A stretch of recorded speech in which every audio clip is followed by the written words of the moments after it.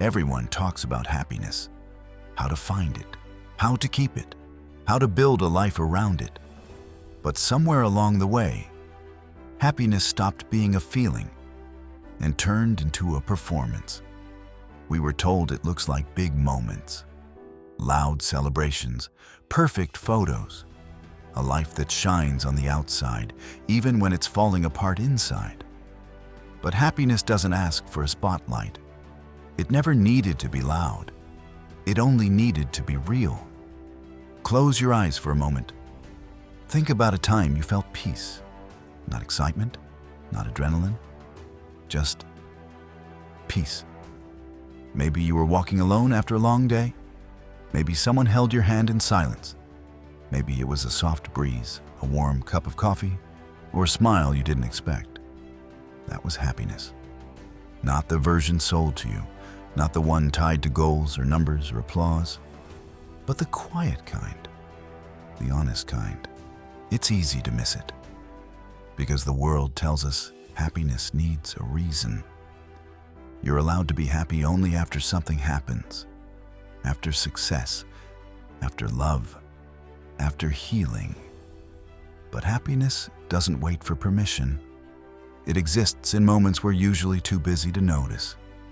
It lives in the background, in between the rush, in pauses we rarely take.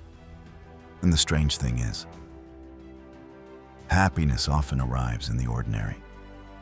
The way the sunlight hits the floor in the morning, the laughter that comes out of nowhere, the music that makes you forget to be self-conscious. It doesn't demand transformation. It invites attention. The philosophers of old didn't define happiness as having more.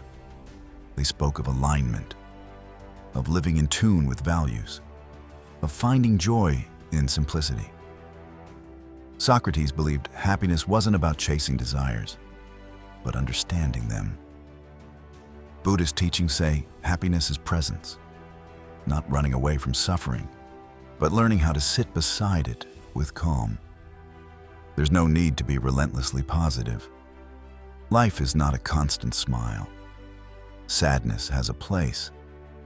So does anger, grief, confusion. But happiness finds room in those spaces too. Not by denying the hard parts, but by softening around them. It doesn't erase pain. It coexists with it. Happiness isn't fragile. It's not a glass castle that shatters the moment life gets difficult. It's a quiet resilience, a steady warmth that flickers even in cold seasons. And the truth is, most people aren't unhappy because their lives are empty. They're unhappy because they're always waiting for something else. Something bigger, better, something more impressive. But life is not a highlight reel. It's a collection of small things. The way you laugh when you're tired. The comfort of someone remembering your favorite song. The calm that comes from doing nothing and not needing to apologize for it. Happiness often walks in the room unnoticed because we're too distracted looking for it in other places. There's nothing wrong with wanting more, but more should never cost you now. The present moment is the only place happiness can live. It doesn't survive in memory. It doesn't wait in the future. It blooms when you stop chasing and start seeing, start listening, start feeling again without numbing. That's where joy begins. Not when you've fixed everything, but when you realize nothing needs to be perfect in order to feel good again. You don't need to be more successful, or more organized, or more inspiring.